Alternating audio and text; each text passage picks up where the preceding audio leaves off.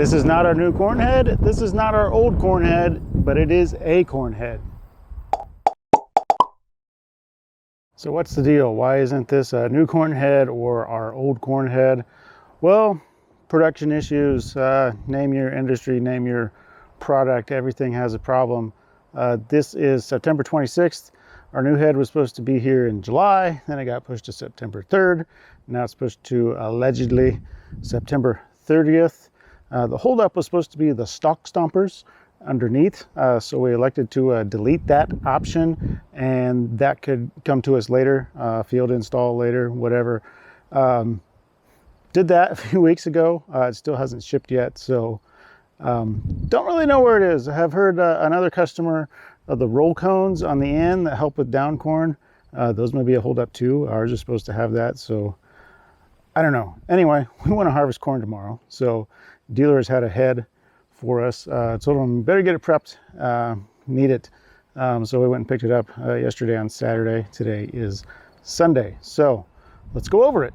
Should be a fine head, really.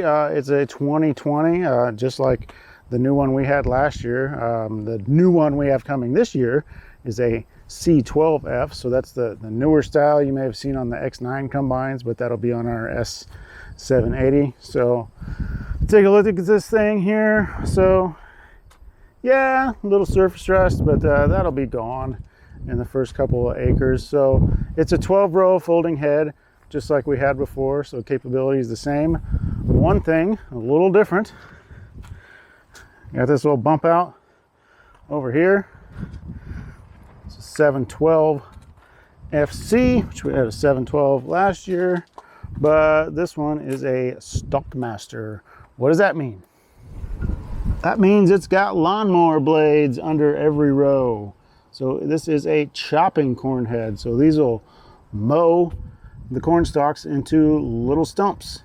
So our new head that will be coming is not chopping. We elected not to get that. That's another, I forget, $20,000 or $25,000. We don't think we really want to chop our residue anyway. We're afraid with no-till, since we're not incorporating it, it's going to blow or float into the low spots of the field and accumulate there and cause problems. So we don't want to do that. But hey, we got this thing. You know, we might turn those blades on and run a few rounds and see just what it looks like when it is all chopped up, and come spring, see what it looks like with the planter. Is it frustrating we don't have our new corn head? Yes. And before I go on, why don't we have our old corn head? Because we hauled that thing into town like in March, thinking we were getting our new one in July.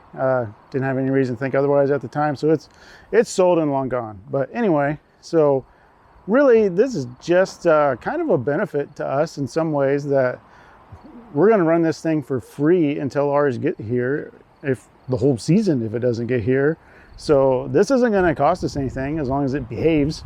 It doesn't cause us a bunch of breakdowns or something. So really, we have free use of this, and that's just going to be less hours whenever we trade in our new one in a few years down the road. So we'll see. So this should actually work out pretty well for us, as long as it doesn't have any major issues, which it's a year old. I doubt it does.